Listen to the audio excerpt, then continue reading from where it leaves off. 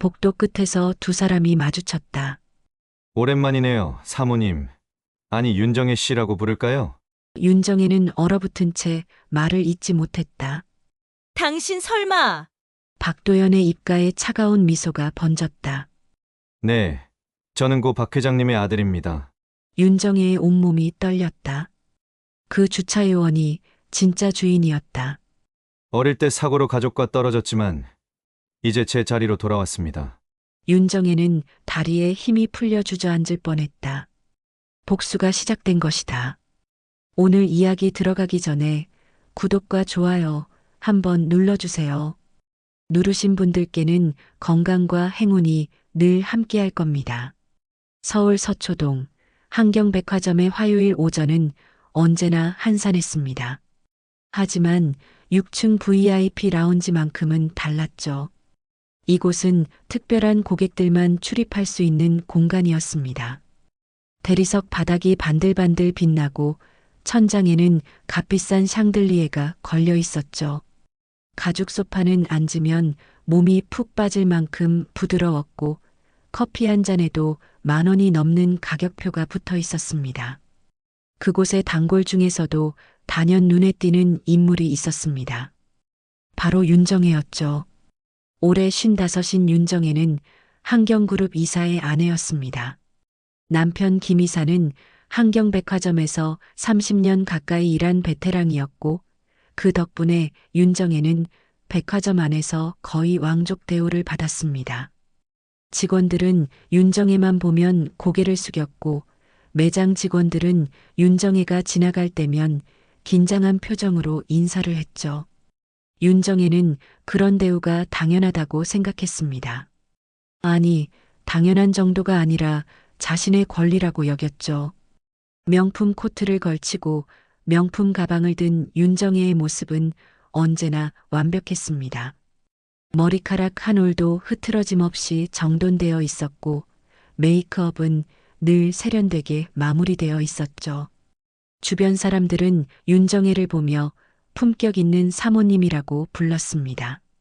하지만 윤정혜의 품격이란 것이 정말 아름다운 것이었을까요?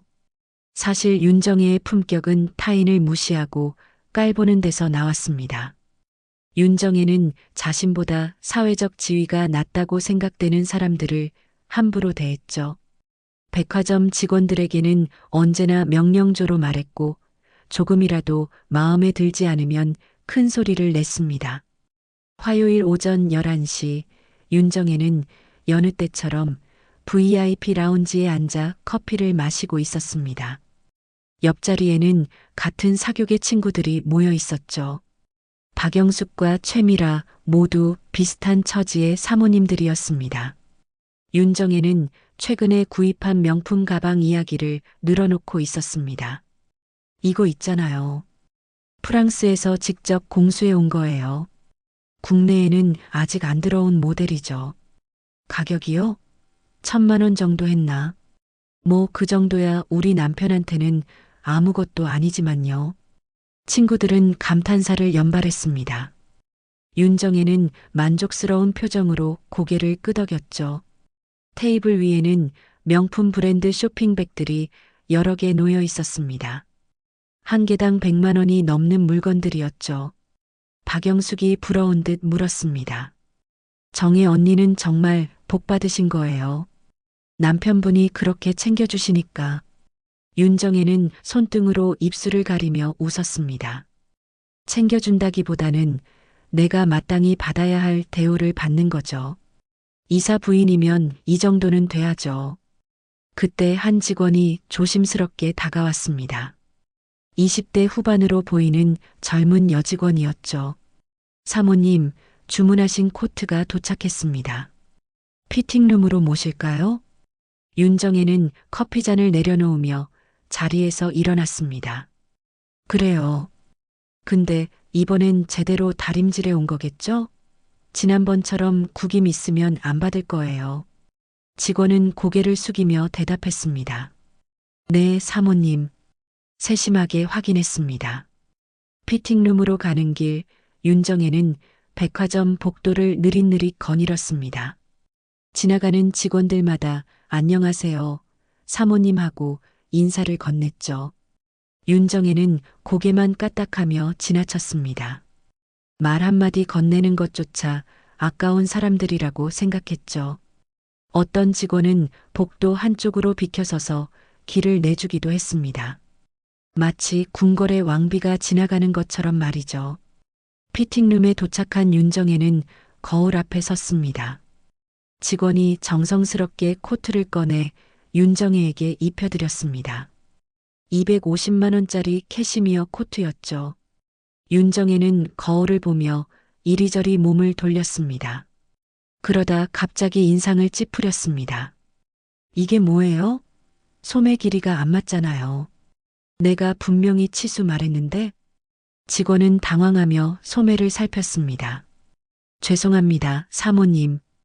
확인해 보니 5mm 정도 길이 차이가 있네요. 다시 수선해 드리겠습니다. 다시요? 내가 시간이 남아돌아요? 오늘 당장 필요한 건데. 당신네 백화점 수준이 이래요? 이런 식으로 장사하면 고객들 다 떠나요. 윤정혜의 목소리가 점점 커졌습니다. 옆 피팅룸에서도 들릴 정도였죠. 직원은 식은땀을 흘리며 연신 사과했습니다. 정말 죄송합니다, 사모님. 제가 책임지고 오늘 안으로 수선해서 직접 댁으로 가져다 드리겠습니다. 그래요. 그렇게 하세요. 그리고 다음부턴 이런 일 없도록 해요. 내가 누군지 알면서 이렇게 일 처리를 하면 어떡해요. 윤정혜는 코트를 벗어 던지듯 건네며 피팅룸을 나왔습니다. 복도에서 친구 최미라를 마주친 윤정혜는 여전히 짜증스러운 표정이었죠. 요즘 직원들 수준이 점점 떨어지네요. 돈 내고 사는 게 아깝다니까요. 예전엔 이런 실수가 없었는데. 최미라는 고개를 끄덕이며 맞장구 쳤습니다. 맞아요, 언니. 요즘 어디를 가도 서비스가 엉망이에요. 그래도 여기가 그나마 나은 편이에요. 오후 3시가 되자 윤정혜는 쇼핑을 마치고 주차장으로 향했습니다. 명품 쇼핑백 서너 개가 양손에 들려 있었죠. 오늘만 500만 원어치를 샀습니다. 윤정혜에게는 아무것도 아닌 금액이었죠. 엘리베이터를 타고 지하 2층 주차장에 내린 윤정혜는 발레 파킹 서비스 데스크로 걸어갔습니다. 한경백화점의 VIP 고객들은 직접 차를 운전해서 나갈 필요가 없었습니다. 주차 요원들이 차를 가져다 주었죠. 윤정혜는 데스크에 주차권을 내밀었습니다. 30대 초반으로 보이는 주차 요원이 주차권을 받으며 공손하게 말했습니다. 잠시만 기다려 주십시오, 고객님. 곧 모셔오겠습니다. 윤정혜는 팔짱을 끼고 서 있었습니다. 하지만 3분이 지나도 차는 오지 않았습니다. 윤정혜는 발을 동동 구르며 시계를 봤죠. 4시에 미용실 예약이 있었습니다. 5분이 지나자 윤정혜의 인내심은 바닥이 났습니다. 이게 얼마나 걸리는 거예요? 내가 여기서 하루 종일 서 있으란 말이에요? 주차요원 교육 제대로 시키는 거 맞아요? 윤정혜의 목소리가 주차장 전체에 울려 퍼졌습니다. 다른 고객들이 고개를 돌려 쳐다봤죠. 주차요원은 황급히 무전기를 들었습니다. 죄송합니다, 사모님. 지금 바로 확인하겠습니다. 잠시 후 다른 주차요원이 윤정혜의 차를 몰고 왔습니다. 외제차 SUV였죠. 차 문을 열어주던 주차요원이 조심스럽게 말했습니다. 고객님, 죄송합니다. 주차 위치를 찾는데 시간이 조금 걸렸습니다. 윤정혜는 차에 타면서 쏘아붙였습니다. 시간이 걸렸다고요? 그럼 미리 말을 하든가. 손님 기다리게 하는 게 서비스예요? 당신 상사한테 얘기할 거예요. 주차요원은 고개를 숙였습니다. 윤정혜는 차 문을 쾅 닫고 악셀을 밟았습니다. 백미러로 보이는 주차요원의 고개 숙인 모습이 보였지만 윤정혜는 신경 쓰지 않았습니다. 이것이 윤정혜의 일상이었습니다. 모든 것이 자신을 중심으로 돌아가야 한다고 믿었고 조금이라도 자신의 뜻대로 되지 않으면 참지 못했죠. 남편 김 이사의 지위를 방패 삼아 어디서든 함부로 굴었습니다. 그런 삶이 20년 넘게 이어져 왔습니다. 백화점 직원들은 윤정혜만 보면 긴장했고 윤정혜는 그런 반응이 당연하다고 여겼습니다. 목요일 오후 하늘은 잔뜩 흐려 있었습니다. 날씨 예보에서는 오후부터 비가 온다고 했죠. 윤정혜는 오늘도 한경백화점을 찾았습니다. 친구들과의 점심 약속이 있었거든요. 7층 레스토랑에서 2시간 가까이 식사를 하고 나니 벌써 오후 4시였습니다. 창밖으로 빗방울이 떨어지기 시작했죠. 윤정혜는 서둘러 지하 주차장으로 향했습니다. 오늘은 저녁 6시에 남편 김 이사와 함께 중요한 모임이 있었습니다. 집에 들러 옷을 갈아입고 메이크업을 다시 해야 했죠. 시간이 빠듯했습니다. 엘리베이터가 지하 2층에 멈췄고 윤정혜는 발레 파킹 데스크로 걸어갔습니다. 평소와 다른 점이 있었습니다. 늘 보던 주차 요원이 아닌 낯선 얼굴이 데스크에 서 있었죠. 30대 후반으로 보이는 남자였습니다. 키가 크고 어깨가 넓었지만 유니폼을 입은 모습이 어딘가 어색해 보였습니다. 윤정혜는 주차권을 그에게 내밀었습니다. 차 빨리 가져와요. 급해요. 박도연이라는 이름표를 단 주차요원은 주차권을 받으며 공손하게 고개를 숙였습니다. 네, 고객님. 잠시만 기다려 주십시오. 박도연은 주차권을 확인하고 주차장 안쪽으로 뛰어갔습니다. 윤정혜는 팔짱을 끼고 서서 시계를 들여다봤습니다. 밖에서는 비가 점점 세차게 내리기 시작했습니다. 1분이 지났습니다. 2분이 지났습니다. 하지만 차는 오지 않았죠. 윤정혜는 발을 구르기 시작했습니다. 가뜩이나 시간이 없는데 이게 무슨 일인가 싶었죠. 3분이 지나자 윤정혜의 인내심이 바닥났습니다. 마침 다른 직원이 지나가길래 윤정혜는 불렀습니다. 저기요. 새로운 주차 요원이 일을 제대로 못하는 것 같은데요. 차 한 대 가져오는데 왜 이렇게 오래 걸려요? 직원은 황급히 무전기를 들었습니다. 잠시 후 박도연이 차를 몰고 나타났습니다. 윤정혜의 검은색 SUV였죠. 박도연은 차에서 내려 윤정혜에게 다가왔습니다. 빗물에 조금 젖은 어깨를 털며 말했습니다. 죄송합니다, 고객님. 주차 구역이 조금 복잡해서 시간이 걸렸습니다. 윤정혜의 얼굴이 붉어졌습니다. 참았던 화가 단번에 폭발했죠. 시간이 걸렸다고요? 이 백화점 수준이 이래요? 손님 차를 몇 분씩 세워두고 뭐 하는 거예요? 당신 새로 왔어요? 박도연은 고개를 숙였습니다. 네, 이번 주에 배치받았습니다. 죄송합니다. 새로 왔으면 교육이라도 제대로 받고 와야죠. 손님들 시간이 얼마나 귀한데. 당신 때문에 내가 약속 늦겠어요. 윤정혜의 목소리가 점점 커졌습니다. 주차장에 있던 다른 고객들과 직원들이 하나둘 고개를 돌려 이쪽을 쳐다봤습니다. 박도연은 여전히 고개를 숙인 채 말했습니다. 정말 죄송합니다. 앞으로 더욱 신경 쓰겠습니다. 신경 쓰겠다고요?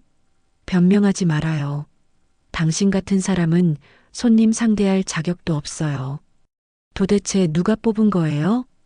박도연은 아무 말 없이 서 있었습니다. 윤정혜는 화가 더 치밀었습니다. 대꾸도 제대로 못하는 모습이 더 짜증스러웠죠. 순간 윤정혜는 자신도 모르게 손에 들고 있던 명품 가방을 들어 올렸습니다. 그리고 박도연의 어깨를 향해 휘둘렀습니다. 탁!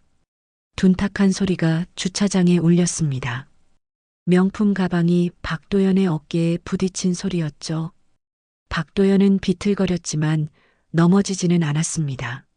주변이 순간 조용해졌습니다. 모두가 숨을 죽이고 그 광경을 지켜봤죠.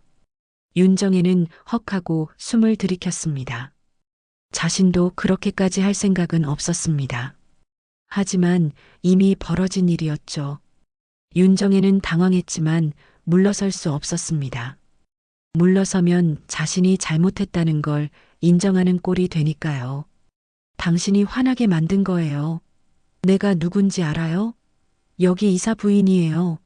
당신 같은 사람 자르는 건 일도 아니라고. 백화점 직원 2명이 황급히 달려왔습니다. 한 명은 윤정혜에게, 다른 한 명은 박도연에게 다가갔죠. 사모님, 진정하십시오. 저희가 처리하겠습니다. 뭘 처리해요? 이런 직원을 왜 뽑은 거냐고요. 당장 책임자 불러요.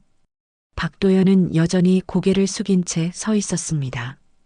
어깨를 맞은 자리를 손으로 감싸며 천천히 숨을 내쉬었죠. 윤정혜는 박도연을 한 번 더 째려보고는 차에 탔습니다.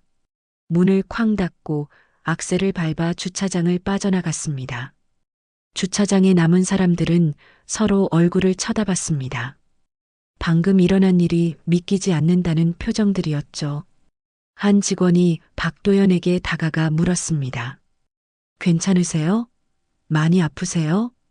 박도연은 고개를 저었습니다. 괜찮습니다. 신경 쓰지 마세요. 박도연은 그렇게 말하고는 다시 데스크로 돌아갔습니다. 하지만 박도연의 눈빛은 평온하지 않았습니다. 깊은 곳에서 무언가가 끓어오르는 듯한 그런 눈빛이었죠. 그날 저녁 백화점 직원 휴게실은 소란스러웠습니다. 낮에 있었던 일이 입에서 입으로 전해졌죠. 누군가가 속삭였습니다. 그 사모님, 너무하신 거 아니에요? 사람을 때리다니. 원래 그래요. 남편 지위 믿고 설치는 거죠. 근데 새로 온 박도연 씨, 좀 이상하지 않아요? 주차 요원치고는 분위기가 남달라요. 맞아요. 말투도 그렇고 서 있는 자세도 뭔가 달라요. 그때 오래 근무한 선배 직원이 끼어들었습니다. 너희들, 그거 알아? 박도연 씨 말이야. 그룹 회장님이랑 무슨 관계래? 네. 정말이요? 응. 내가 인사팀에서 일하는 친구한테 들었는데 위에서 특별히 지시가 내려와서 뽑았대. 근데 왜 주차요원으로 배치했는지는 모르겠다고 하더라고. 직원들은 서로 눈을 마주쳤습니다. 그 말이 사실이라면 오늘 일은 큰 문제가 될 수도 있었습니다. 회장님과 관계 있는 사람을 이사 부인이 때렸다니. 누군가 조심스럽게 말했습니다. 그럼 오늘 일 위로 보고되는 거 아니에요? 글쎄요. 박도연 씨가 조용히 넘어갈 것 같긴 한데. 하지만 불안감은 쉽게 가시지 않았습니다. 무언가 큰 일이 벌어질 것 같은 예감이 직원들 사이에 퍼져나갔습니다. 그날 밤 박도연은 백화점 옥상에 혼자 서 있었습니다. 서울의 야경을 바라보며 어깨를 주무르던 박도연의 입가에 희미한 미소가 번졌습니다. 차갑고 계산된 미소였죠. 월요일 아침 한경백화점은 이른 시간부터 술렁거렸습니다. 직원들이 모두 긴급회의 소집 문자를 받았기 때문이죠. 오전 10시 본사 대회의실, 백화점 전 직원이 모였습니다. 평소에는 보기 힘든 임원들까지 참석했죠. 무슨 중요한 발표가 있는 모양이었습니다. 윤정혜는 그날 아침 남편 김이사로부터 전화를 받았습니다. 여보, 오늘 회사에 큰 인사 발표가 있어. 나도 지금 회의실로 가는 중이야. 무슨 인사 발표요? 또 누가 승진하는 거예요? 아니, 그게 아니라 새 사장이 오신대. 사장이요? 박 사장님이 계시잖아요. 박 사장님이 본사로 가시고 백화점에 새로운 분이 오신다고 해. 근데 이상한 게 위에서 갑자기 결정된 거래. 김이사의 목소리에는 불안함이 섞여 있었습니다. 30년 가까이 회사 생활을 하면서 이런 갑작스러운 인사는 처음이었죠. 윤정혜는 대수롭지 않게 생각했습니다. 뭐, 사장님 바뀌는 거야 회사 일이니까. 당신한테는 별 영향 없을 거예요. 하지만 김 이사는 달랐습니다. 그래도 좀 이상해. 아무 예고도 없이 이렇게 갑자기. 회의실에 모인 직원들은 웅성거렸습니다. 다들 궁금해했죠. 누가 새로운 사장이 될 것인가. 곧 인사팀장이 단상에 올라 마이크를 잡았습니다. 여러분, 오늘 중요한 발표가 있습니다. 한경그룹 이사회의 결정으로 우리 한경백화점의 신임 사장님이 부임하시게 되었습니다. 직원들의 눈빛이 집중됐습니다. 인사팀장이 서류를 들어 올렸습니다. 신임 한경백화점 사장 박도연 부임. 순간 회의실이 조용해졌습니다. 그리고 곧 웅성거림이 터져 나왔습니다. 박도연. 그 이름을 아는 직원들이 있었죠. 지난주에 주차장에서 일했던 바로 그 사람이었습니다. 박도연이요? 그 주차요원? 설마 동명이인 아니에요? 아니에요. 분명히 그 사람이에요. 내가 직접 봤어요. 직원들은 믿을 수 없다는 표정이었습니다. 겨우 일주일 전까지 주차장에서 일하던 사람이 갑자기 사장이 되다니. 김 이사는 얼굴이 하얗게 질렸습니다. 박도연. 며칠 전 아내가 명품백으로 때렸다던 바로 그 주차요원. 김 이사는 식은땀이 흘렀습니다. 인사팀장이 다시 말했습니다. 박도연 사장님은 한경그룹 선대 회장님의 친족으로 오랜 기간 해외에서 경영을 공부하시고 이번에 귀국하셨습니다. 그룹 차원에서 백화점 사업 혁신을 위해 특별히 발탁하신 분입니다. 친족, 선대 회장. 그 단어들이 직원들의 머릿속에서 맴돌았습니다. 그렇다면 박도연은 단순한 직원이 아니었던 것입니다. 처음부터 다른 목적으로 주차장에 있었던 거죠. 회의가 끝나고 직원들은 복도로 쏟아져 나왔습니다. 모두 박도연 이야기로 가득했습니다. 김 이사는 급히 휴대폰을 꺼내 아내에게 전화를 걸었습니다. 여보, 큰일 났어. 왜요? 무슨 일인데요? 그 주차요원. 당신이 때린 그 사람 말이야. 그 사람이 새 사장이야. 전화기 너머로 무언가 떨어지는 소리가 들렸습니다. 윤정혜가 들고 있던 커피잔이었습니다. 손이 풀려버린 거죠. 뭐라고요? 그게 무슨 말이에요? 박도연이 한경그룹 선대 회장의 친족이래. 오늘 정식으로 우리 백화점 사장으로 부임한대. 윤정혜는 그 자리에 주저앉고 말았습니다. 머릿속이 하얗게 변했죠. 며칠 전 주차장에서 있었던 일이 생생하게 떠올랐습니다.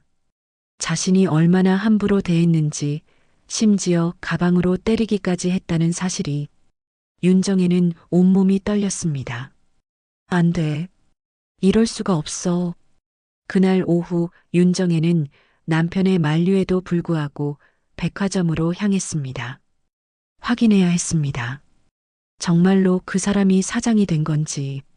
윤정혜는 최대한 눈에 띄지 않게 백화점 구석구석을 돌아다녔습니다. 평소처럼 당당하게 걸을 수가 없었죠. 8층 사장실 앞 복도. 윤정혜는 벽 뒤에 숨어서 지켜봤습니다. 사장실 문에는 새로운 명패가 붙어 있었습니다. 한경백화점 사장 박도연.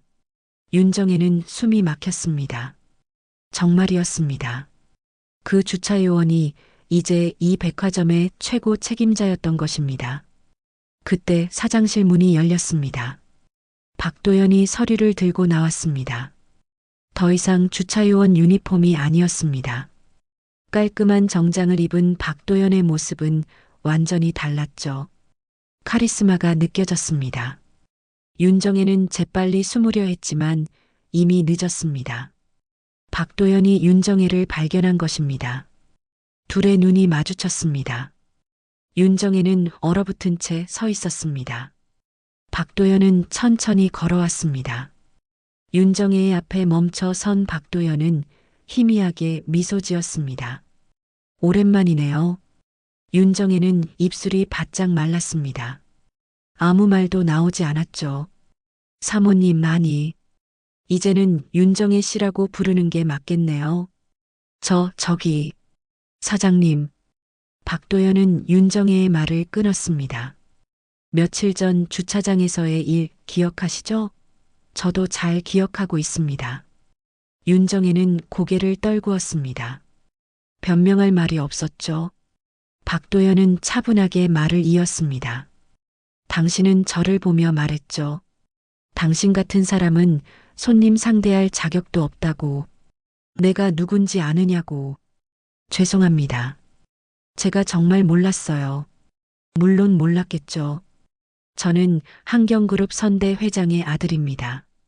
어릴 때 가족 내 사고로 떨어져 살았습니다. 고아원에서 자랐고 해외로 입양됐죠. 하지만 이제 돌아왔습니다. 제자리로. 윤정혜의 얼굴이 창백해졌습니다. 한경그룹 선대 회장의 아들. 그렇다면 이 사람은 한경백화점의 진짜 주인이나 다름없었습니다. 윤정혜가 그토록 깔보고 함부로 대했던 사람이 말입니다. 저는 정말.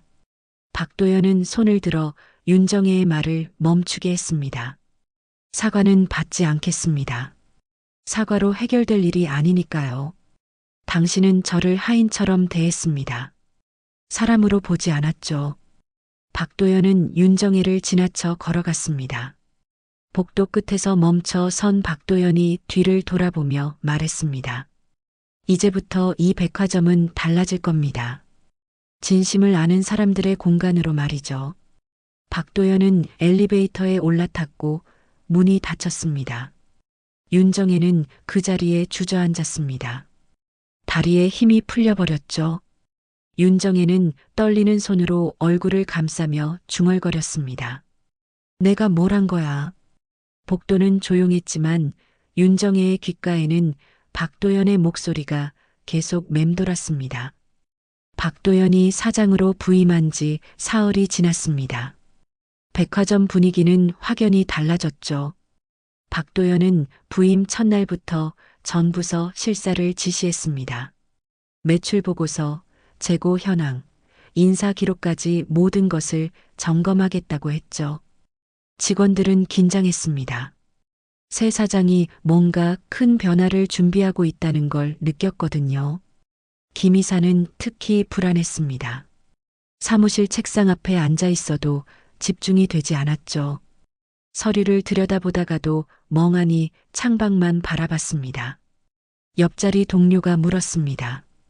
김 이사님 괜찮으세요? 안색이 안 좋으신데요. 아니야. 그냥 요즘 피곤해서. 하지만 김 이사는 알고 있었습니다. 지난 3년간 자신이 처리한 일들 중에 문제가 될 만한 게 있다는 것을.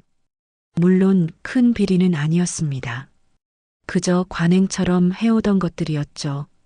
백화점 운영비를 조금씩 개인적으로 사용하거나 거래처에서 받은 리베이트를 따로 챙기거나 모두가 하는 일이었고 김 이사는 그게 문제라고 생각하지 않았습니다. 하지만 새 사장이 전수조사를 한다면 이야기가 달라졌습니다. 김 이사는 손톱을 물어뜯었습니다. 30년 가까이 쌓아온 경력이 한순간에 무너질 수도 있었죠. 목요일 오후 임원 회의가 있었습니다. 김 이사는 회의실 문 앞에서 심호흡을 했습니다. 손에 땀이 났죠. 회의실 안으로 들어서자 테이블 끝에 박도연이 앉아 있었습니다. 박도연은 서류를 넘기며 임원들을 하나하나 쳐다봤습니다. 김 이사와 눈이 마주쳤을 때 박도연은 희미하게 미소 지었습니다. 차갑고 날카로운 미소였죠. 회의가 시작됐습니다. 박도연은 각 부서별 실적을 점검했습니다. 매출, 영업이익, 고객 만족도까지 하나하나 짚어나갔죠. 대부분의 부서는 무난하게 통과했습니다. 하지만 운영팀 차례가 되자 분위기가 달라졌습니다. 박도연은 서류를 한 장 꺼내 테이블 위에 놓았습니다. 운영팀 김 이사님. 김 이사는 벌떡 일어섰습니다. 네, 사장님. 지난 3년간 운영비 지출 내역을 보니 몇 가지 의문점이 있습니다. 김 이사의 얼굴이 굳었습니다. 박도연은 차분하게 말을 이었습니다. 매달 200만 원씩 책정된 접대비가 있는데 구체적인 내역서가 없네요. 어디에 사용하신 건가요? 그건 거래처와의 식사 모임이나 선물 구매 등에 사용했습니다. 영수증은요? 일부는 분실했습니다. 박도연은 고개를 끄덕였습니다. 하지만 표정은 전혀 납득하지 못한다는 듯 차가웠죠. 분실이요. 3년 동안 7천만 원 넘는 금액을 사용하면서 영수증을 분실했다. 그렇게 이해하면 되겠습니까? 회의실이 조용해졌습니다. 다른 임원들은 숨조차 크게 쉬지 못했습니다. 김 이사는 이마에 땀이 맺혔습니다. 사장님, 그건 관행적으로. 관행이요? 박도연의 목소리가 조금 높아졌습니다. 회사 돈을 사적으로 유용하는 게 관행입니까? 김 이사님, 이건 단순한 실수가 아닙니다. 횡령에 가깝습니다. 김 이사는 할 말을 잃었습니다. 박도연은 서류를 덮으며 말했습니다. 지난 3년간의 회계장부 제가 직접 확인하겠습니다. 영수증, 거래 내역, 모든 것을 빠짐없이 제출하십시오. 이상이 없으면 좋겠네요. 박도연의 눈빛이 김 이사를 똑바로 응시했습니다. 김 이사는 그 눈빛을 마주할 수 없었습니다. 고개를 숙였죠. 네, 알겠습니다. 회의가 끝나고 김 이사는 비틀거리며 사무실로 돌아왔습니다. 책상에 앉자마자 휴대폰을 꺼내 아내에게 전화를 걸었습니다. 하지만 윤정혜는 전화를 받지 않았습니다. 김 이사는 몇 번이나 전화를 걸었지만 소용없었죠. 저녁 8시 김 이사는 집으로 돌아왔습니다. 현관문을 열자 윤정혜가 소파에 앉아 있었습니다. 평소와 달리 화장기 없는 얼굴이었죠. 윤정혜는 멍하니 텔레비전을 보고 있었지만 무슨 프로그램이 나오는지도 모르는 눈빛이었습니다. 여보, 김 이사가 불렀지만 윤정혜는 대답하지 않았습니다. 김 이사는 윤정혜 옆에 앉았습니다. 넥타이를 풀며 조심스럽게 물었습니다. 정혜야, 혹시 내가 박 사장한테 뭐 한 적 있니? 윤정혜는 그제야 고개를 돌렸습니다. 눈가가 붉어져 있었죠. 왜요? 무슨 일 있어요? 오늘 회의에서 박 사장이 나를 거의 공개적으로 압박했어. 회계장부를 다시 조사하겠대. 이건 단순한 감사가 아니야. 누군가를 겨냥하고 있어. 윤정혜는 입술을 깨물었습니다. 김 이사는 다그쳤습니다. 정혜야, 대답 좀 해봐. 박 사장한테 뭐 한 거 있어? 윤정혜는 한참을 망설이다가 작은 목소리로 말했습니다. 별것도 아니에요. 그냥 주차장에서 화 좀 냈을 뿐이에요. 화를 냈다고? 어떻게? 목소리를 좀 높였어요. 차 가져오는 게 늦어서요. 김 이사는 한숨을 쉬었습니다. 하지만 윤정혜의 표정을 보니 그게 다가 아니라는 걸 알았습니다. 정혜야, 솔직하게 말해. 정확히 뭘 한 거야? 윤정혜는 고개를 떨궜습니다. 한참 침묵이 흐른 뒤 윤정혜가 떨리는 목소리로 말했습니다. 가방으로 어깨를 쳤어요. 뭐? 김 이사의 목소리가 커졌습니다. 사람을 때렸다고? 그것도 사장을? 그땐 몰랐어요. 그냥 주차요원인 줄 알았다고요. 주차요원이면 때려도 돼? 당신 정신이 있는 거야? 김 이사는 머리를 감싸쥐었습니다. 이제 모든 게 이해됐습니다. 박도연이 왜 자신을 압박하는지.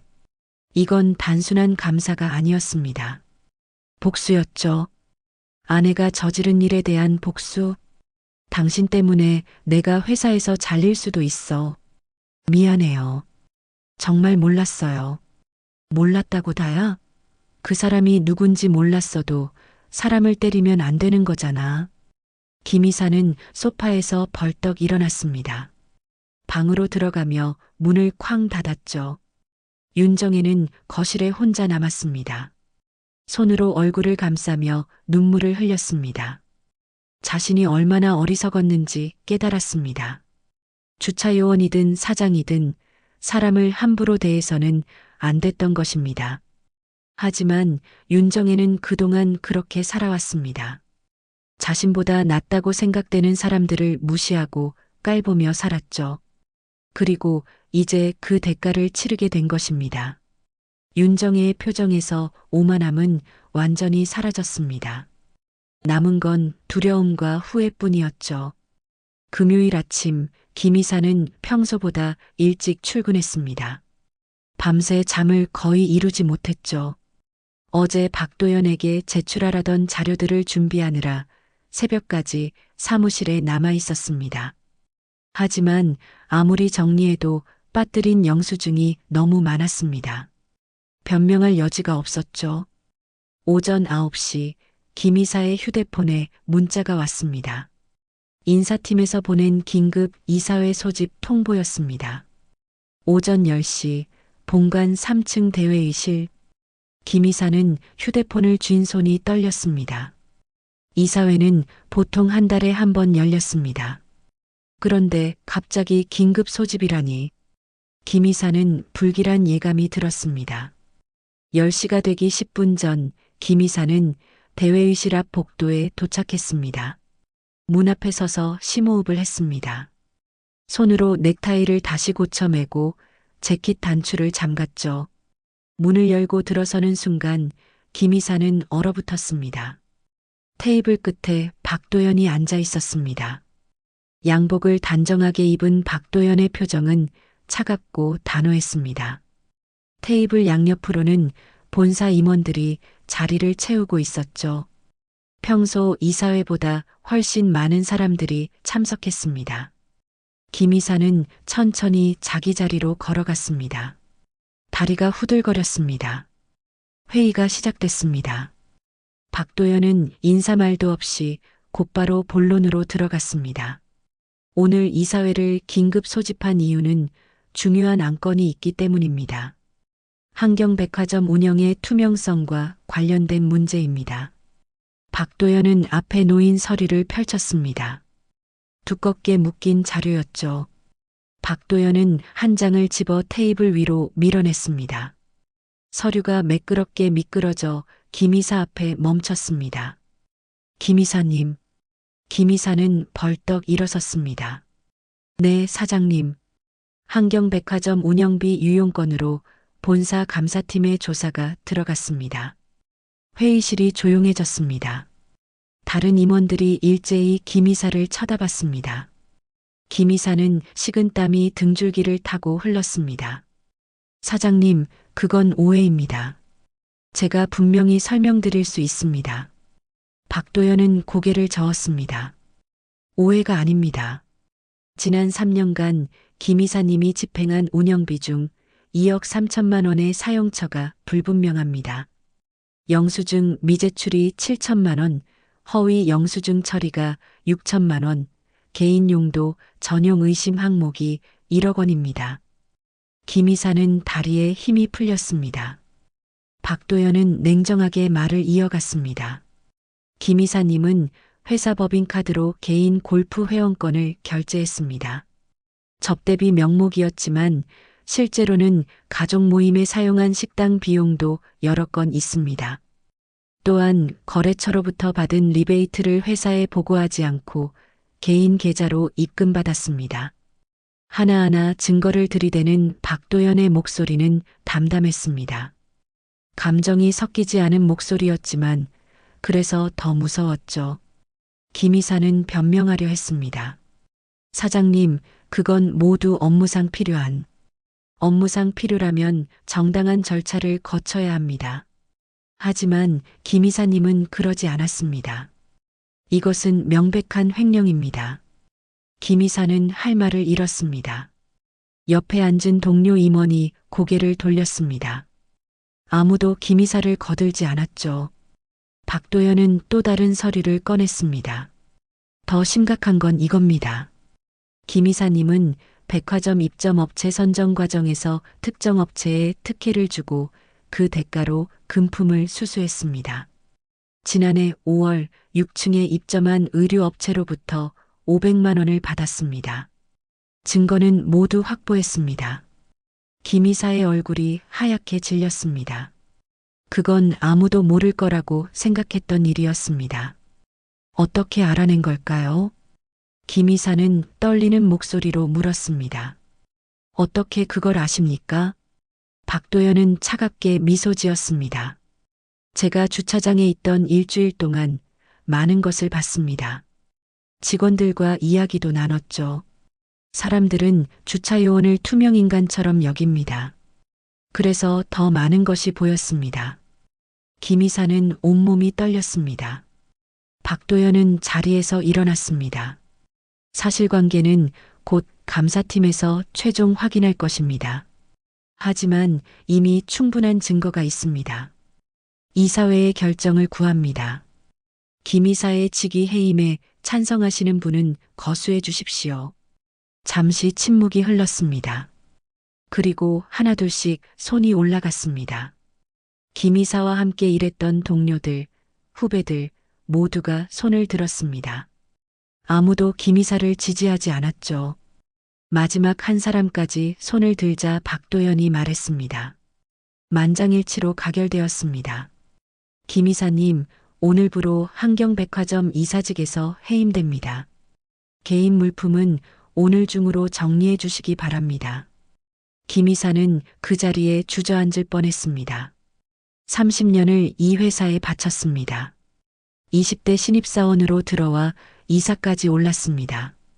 그 모든 세월이 한순간에 무너졌습니다. 김 이사는 비틀거리며 회의실을 나왔습니다. 복도를 걷는데 다리가 제대로 움직이지 않았습니다. 벽을 짚고 겨우 엘리베이터까지 갔죠. 엘리베이터 안에서 김 이사는 거울에 비친 자신의 모습을 봤습니다. 초췌하고 늙어 보이는 얼굴이었습니다. 오후 2시 전 직원에게 사내 공지 메일이 발송됐습니다. 제목은 간단했습니다. 인사 발령. 내용은 더 간단했죠. 한경백화점 운영이사 김모 씨, 업무상 배임 및 횡령 혐의로 즉시 해임. 백화점 전체가 술렁거렸습니다. 김 이사가 잘렸다는 소문은 삽시간에 퍼졌습니다. 윤정혜는 집에서 휴대폰으로 그 메일을 받았습니다. 친구 박영숙이 급하게 보내준 것이었죠. 윤정혜는 휴대폰을 쥔 채 손이 떨렸습니다. 화면에 적힌 글자들이 흐릿하게 보였습니다. 눈물이 고였기 때문이죠. 이럴 수가 없어. 이건 복수야. 나 때문이야. 윤정혜는 소파에 주저앉았습니다. 머릿속이 하얗게 변했죠. 며칠 전 주차장에서의 장면이 생생하게 떠올랐습니다. 박도연의 어깨를 가방으로 쳤던 순간, 박도연이 고개를 숙였던 그 순간, 윤정혜는 박도연의 눈빛을 기억했습니다. 조용했지만 잊을 수 없는 눈빛이었습니다. 자존심에 상처를 입은 사람의 눈빛, 분노가 서려 있었지만 겉으로 드러내지 않았던 그 눈빛. 윤정혜는 그제야 깨달았습니다. 박도연이 그날 느꼈을 감정을, 사람 취급도 받지 못했던 순간의 굴욕을. 내가 사람을 그렇게 대했구나. 윤정혜는 얼굴을 두 손으로 감싸며 울기 시작했습니다. 처음으로 진심으로 후회했습니다. 남편의 해임이 두려워서가 아니라 자신이 한 행동 자체가 잘못됐다는 걸 깨달았기 때문이었죠. 윤정혜는 바닥에 무릎을 꿇고 울었습니다. 20년 넘게 쌓아온 오만함이 무너지는 소리가 들리는 것 같았습니다. 주말이 지나고 월요일이 왔습니다. 김 이사는 집에서 나오지 않았습니다. 방 안에만 틀어박혀 있었죠. 식사도 거의 하지 않았습니다. 30년을 바친 회사에서 쫓겨났다는 사실을 받아들일 수 없었습니다. 윤정혜는 남편의 방문 앞에 서서 여러 번 노크했지만 김 이사는 문을 열어주지 않았습니다. 윤정혜는 거실 소파에 앉아 멍하니 있었습니다. 머릿속은 복잡했습니다. 어떻게 해야 할까? 무엇을 할 수 있을까? 윤정혜는 휴대폰을 꺼내 박도연에 대해 검색하기 시작했습니다. 인터넷 포털 사이트에 박도연의 이름을 쳐봤지만 별다른 정보가 나오지 않았습니다. 최근 한경백화점 사장 부임 기사만 몇 개 있을 뿐이었죠. 윤정혜는 다른 방법을 생각했습니다. 한경그룹 선대 회장. 그 키워드로 검색하기 시작했습니다. 오래된 신문 기사들이 나왔습니다. 한경그룹 창립자인 박 회장에 관한 기사들이었죠. 윤정혜는 하나하나 읽어내려갔습니다. 20년 전 기사였습니다. 한경그룹 박 회장 별세. 그 아래 작은 기사가 눈에 띄었습니다. 박 회장의 숨겨진 가족사. 윤정혜는 그 기사를 클릭했습니다. 기사 내용은 충격적이었습니다. 박 회장에게는 첫사랑이 있었습니다. 한경백화점 초창기 직원이었던 여성이었죠. 두 사람은 깊이 사랑했지만 집안의 반대로 결혼하지 못했습니다. 박 회장은 재벌가 딸과 정략 결혼을 했고 첫사랑은 혼자 아이를 낳아 키웠습니다. 그 아이가 바로 박도연이었습니다. 윤정혜는 손으로 입을 막았습니다. 기사는 계속 이어졌습니다. 박도연의 어머니는 한경백화점에서 일했지만 박 회장의 부인이 알게 되면서 회사에서 쫓겨났습니다. 생계가 어려워진 어머니는 결국 병에 걸렸고 박도연이 10살 때 세상을 떠났죠. 박도연은 고아원으로 보내졌습니다. 기사에는 더 있었습니다. 박도연은 고아원에서 자라다 15살 때 미국으로 입양됐습니다. 입양 가정에서 박도연은 뛰어난 학업 성적을 보였고 명문대학에 진학했습니다. 경영학을 전공하며 늘 한국으로 돌아갈 날을 꿈꿨다고 합니다. 그리고 20년 만에 박도연은 한국으로 돌아왔습니다. 윤정혜는 휴대폰을 내려놓았습니다. 가슴이 먹먹했습니다. 박도연의 삶이 얼마나 고통스러웠을지 상상이 됐습니다. 어머니를 잃고 고아원에서 자라고 낯선 나라로 입양되고 그 모든 아픔을 견디며 살아온 사람. 그런 사람의 어깨를 윤정혜는 명품백으로 쳤던 것입니다. 윤정혜는 더 깊이 조사했습니다. 오래된 백화점 직원 명부를 찾았습니다. 인터넷 고문서 자료실에서 한경백화점 창립 당시 자료를 발견했죠. 거기에 박도연 어머니의 이름이 있었습니다. 매장 판매 직원이었습니다. 윤정혜는 그 이름을 한참 들여다봤습니다. 이 사람이 박도연의 어머니였구나. 윤정혜는 박도연의 어머니가 일했던 자리가 궁금했습니다. 아마도 지금의 한경백화점 어딘가였을 것입니다. 윤정혜는 외투를 걸쳤습니다. 백화점으로 가야 했습니다. 직접 확인하고 싶었죠. 오후 3시 윤정혜는 한경백화점에 도착했습니다. 평소처럼 당당하게 걸을 수 없었습니다. 고개를 숙이고 조용히 들어갔죠. 윤정혜는 2층부터 8층까지 천천히 돌아다녔습니다. 20년 전 사진과 비교하며 박도연의 어머니가 일했던 자리를 찾았습니다. 4층 의류 매장이었습니다. 지금은 다른 브랜드가 들어와 있었지만 그 자리가 맞았습니다. 윤정혜는 그 앞에 서서 한참을 바라봤습니다. 이곳에서 박도연의 어머니가 일했습니다. 손님들에게 옷을 권하고 미소 지으며 인사하고 힘들게 생계를 이어갔을 것입니다. 그 사람도 나처럼 누군가에게 무시당했을까? 윤정혜는 가슴이 답답했습니다. 자신이 그동안 얼마나 많은 사람들을 함부로 대했는지 떠올랐습니다. 백화점 직원들, 식당 종업원들, 주차요원들, 모두 윤정혜에게는 그저 자신을 위해 봉사하는 사람들일 뿐이었습니다. 한 번도 그들의 삶을 생각해 본 적이 없었죠. 윤정혜는 지하 주차장으로 내려갔습니다. 그날 박도연을 때렸던 바로 그 자리였습니다. 주차장은 한산했습니다. 몇 대의 차만 서 있었고 주차 요원 한 명이 멀리서 일하고 있었죠. 윤정혜는 그날 서 있던 자리로 걸어갔습니다. 발레 파킹 데스크 앞. 윤정혜는 그 자리에 섰습니다. 눈을 감았습니다. 며칠 전 일이 생생하게 떠올랐습니다. 빗소리, 박도연의 얼굴, 손에 들린 명품백, 그리고 그 둔탁한 소리. 윤정혜는 눈물이 흘렀습니다. 그땐 미안했어요. 작은 목소리로 중얼거렸습니다. 아무도 듣지 못할 사과였습니다. 하지만 윤정혜는 말해야 했습니다. 그날의 잘못을 인정해야 했죠. 윤정혜는 한참을 그 자리에 서 있었습니다.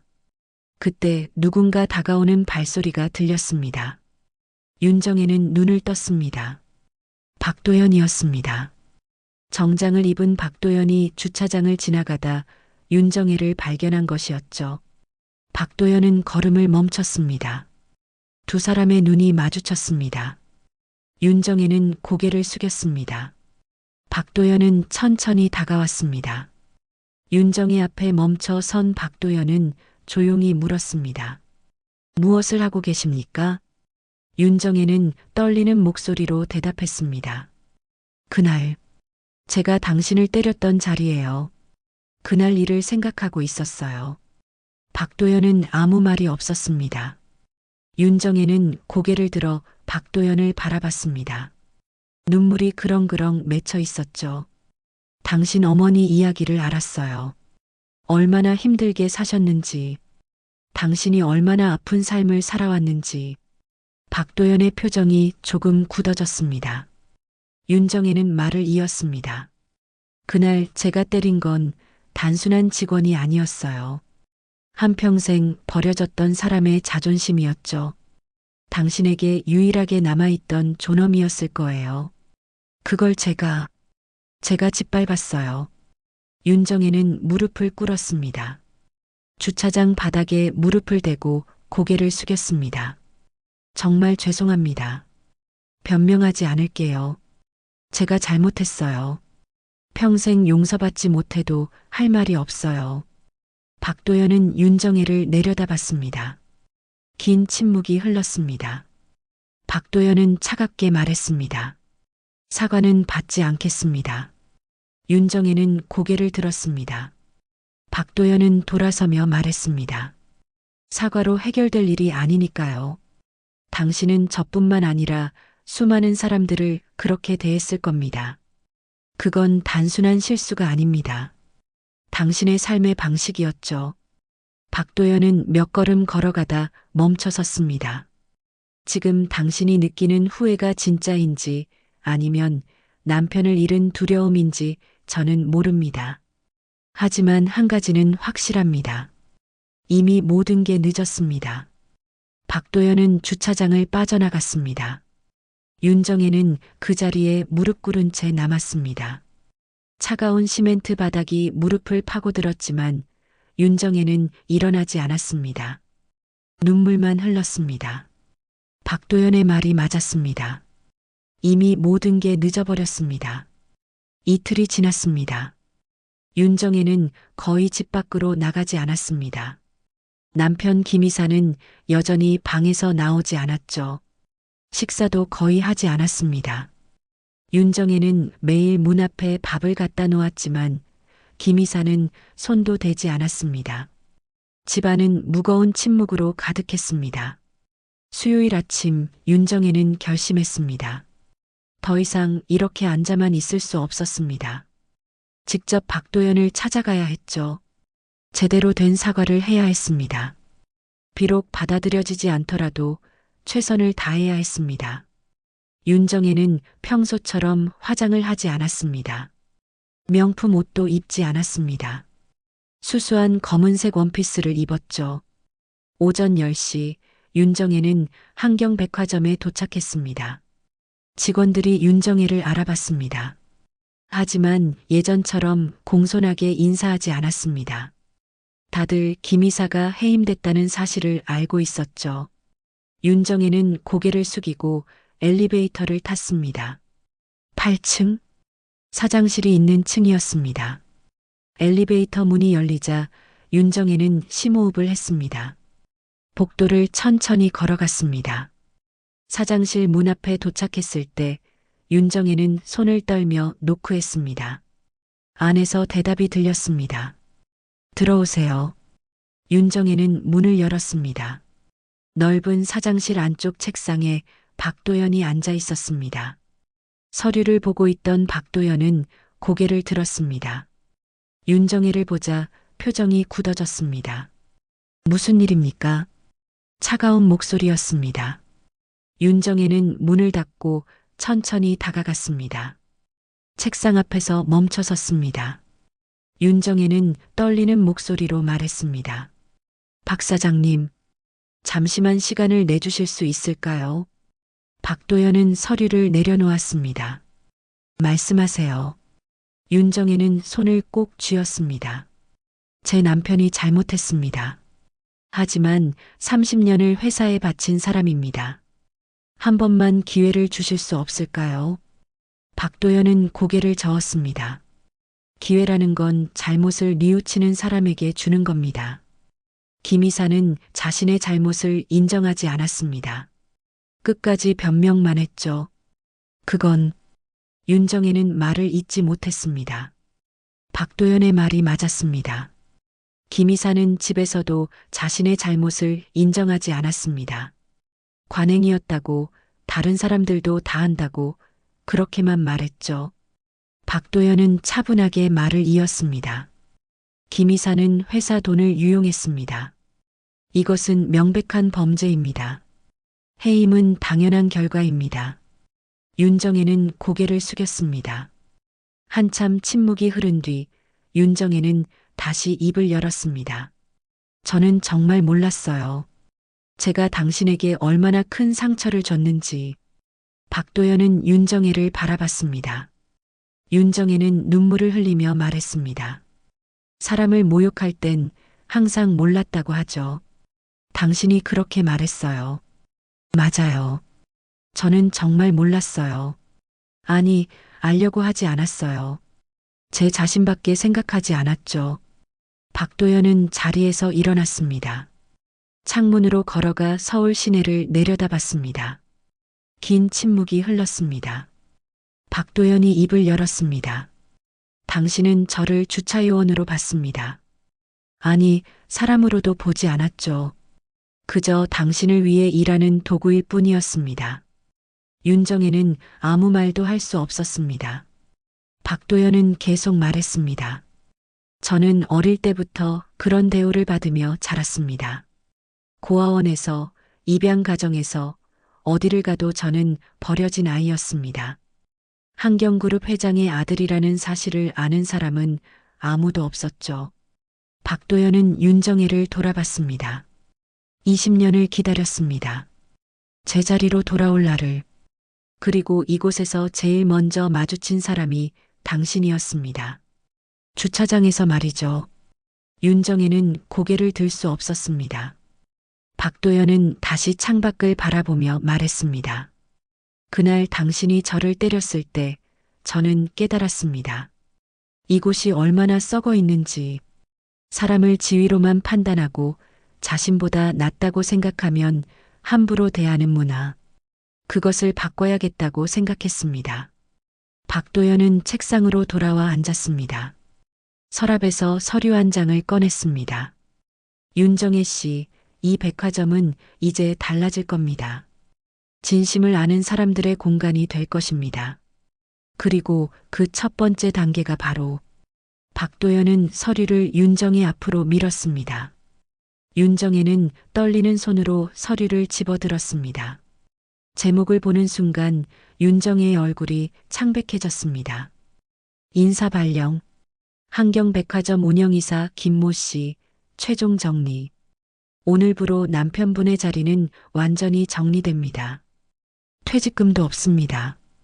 횡령 혐의로 고소 절차를 밟을 예정입니다. 윤정혜는 서류를 쥔 손이 떨렸습니다. 고소까지 하시려는 겁니까? 당연합니다. 법은 누구에게나 공평하게 적용돼야 합니다. 윤정혜는 무릎이 꺾였습니다. 책상을 붙잡고 겨우 서 있었죠. 박도연은 냉정하게 말했습니다.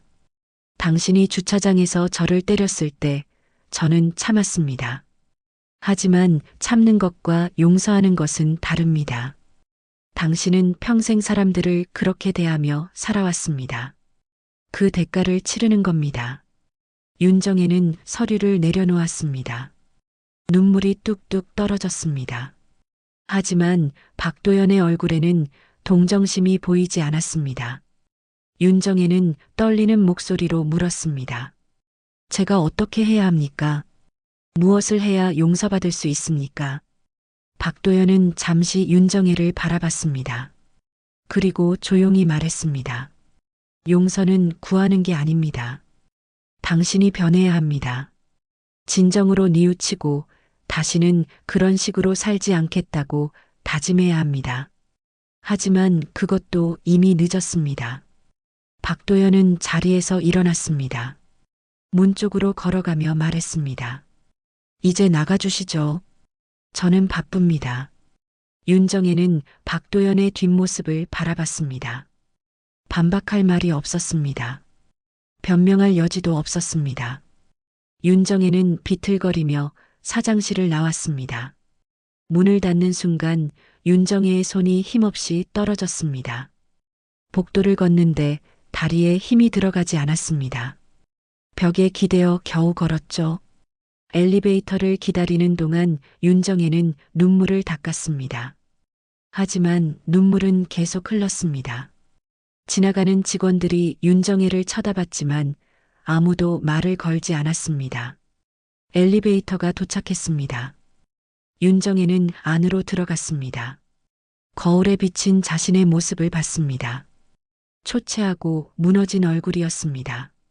예전에 당당하고 오만했던 모습은 어디에도 없었습니다. 윤정혜는 거울 속 자신에게 속삭였습니다.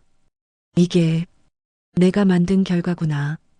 엘리베이터가 1층에 도착했습니다. 문이 열렸지만 윤정혜는 나가지 못했습니다. 백화점 밖으로 나가면 무엇을 해야 할지 몰랐습니다. 남편은 집에서 나오지 않고 자신은 아무것도 할 수 없었습니다. 모든 것이 무너져 내렸습니다. 윤정혜는 결국 백화점 밖으로 나왔습니다. 차가운 바람이 얼굴을 스쳤습니다. 윤정혜는 하늘을 올려다봤습니다. 구름 한 점 없는 맑은 하늘이었습니다. 하지만 윤정혜의 마음은 먹구름으로 가득했습니다. 윤정혜는 천천히 걸어갔습니다. 어디로 가는지도 모른 채 그저 걸었습니다. 일주일이 지났습니다. 윤정혜는 매일 아침 일찍 일어났습니다. 화장을 하지 않았습니다. 명품 옷도 입지 않았습니다. 수수한 검은색 바지에 흰색 셔츠를 입었죠.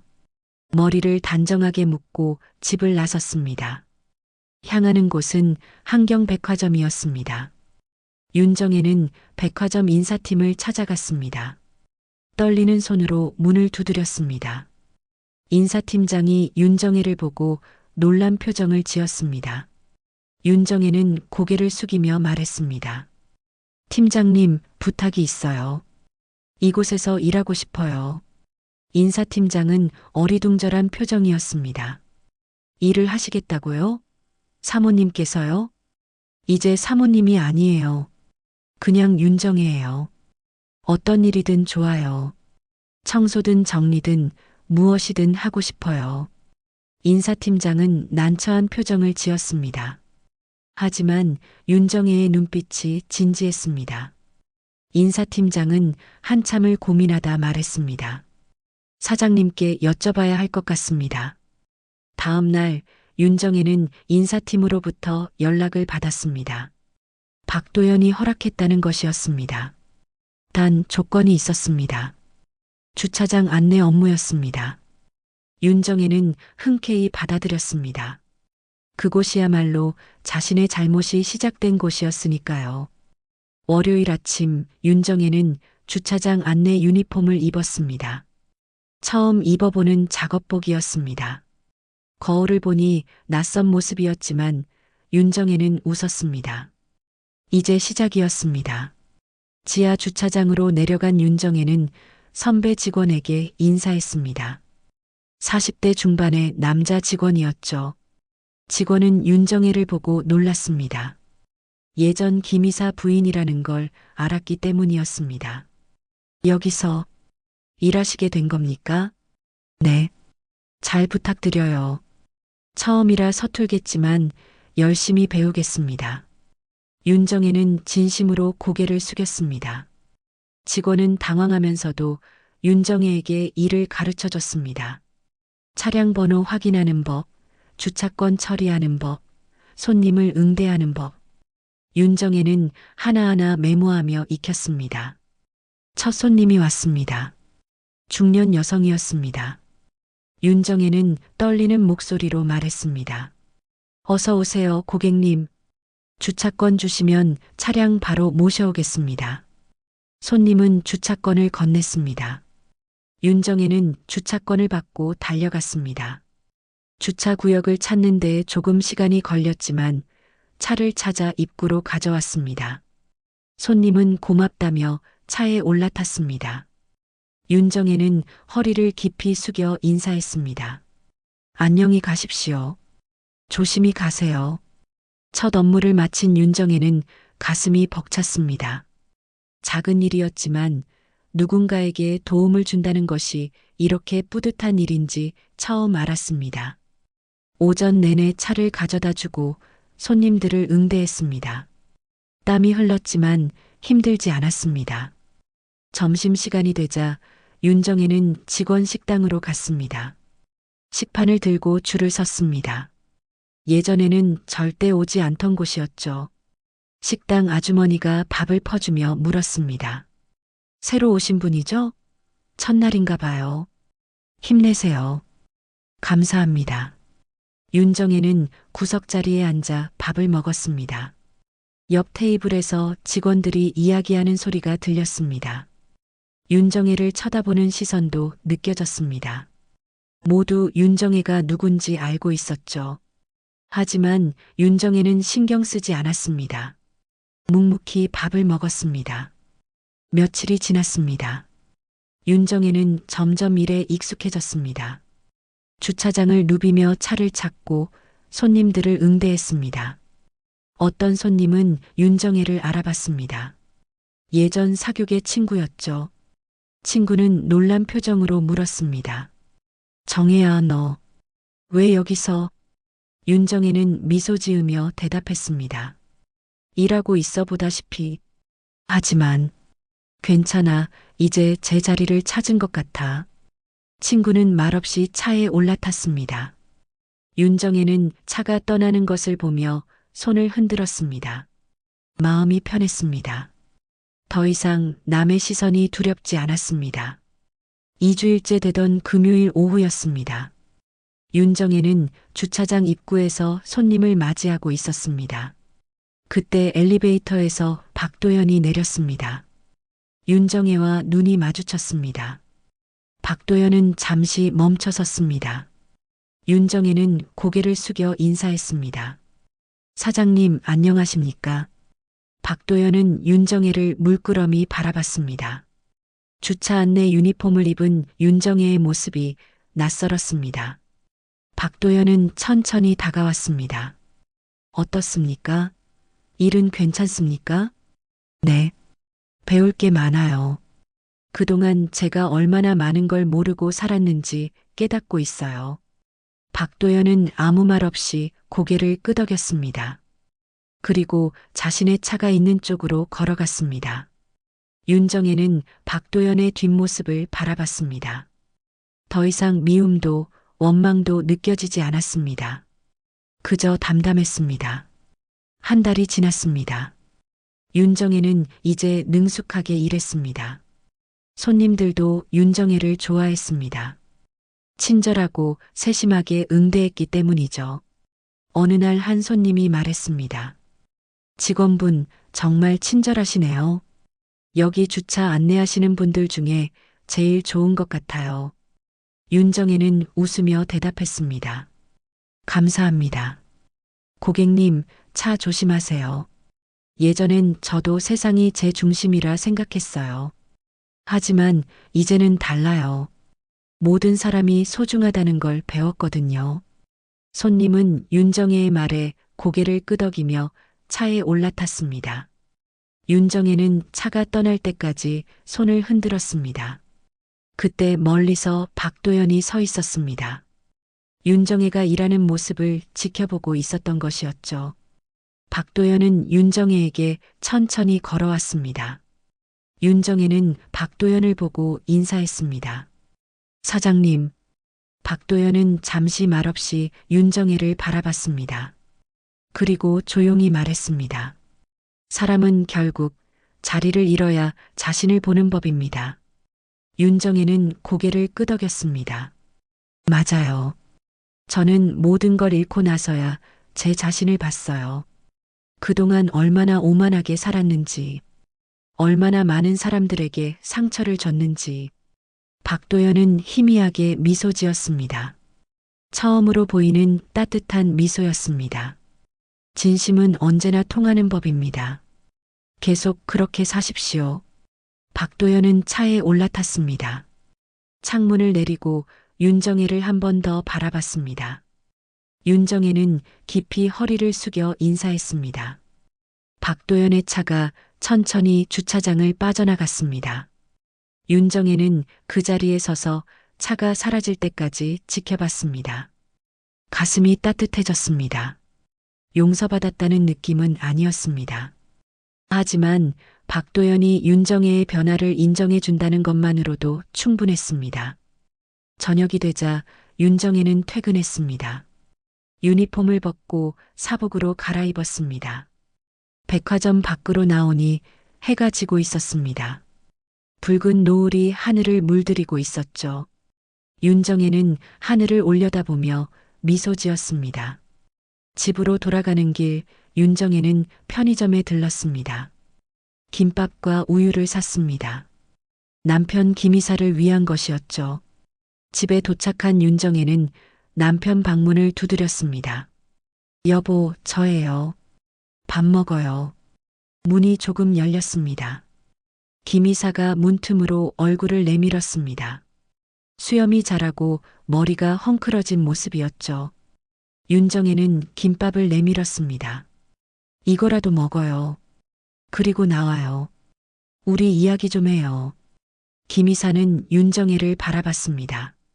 윤정혜의 얼굴에는 예전의 오만함이 사라져 있었습니다. 대신 평온함과 결연함이 느껴졌습니다.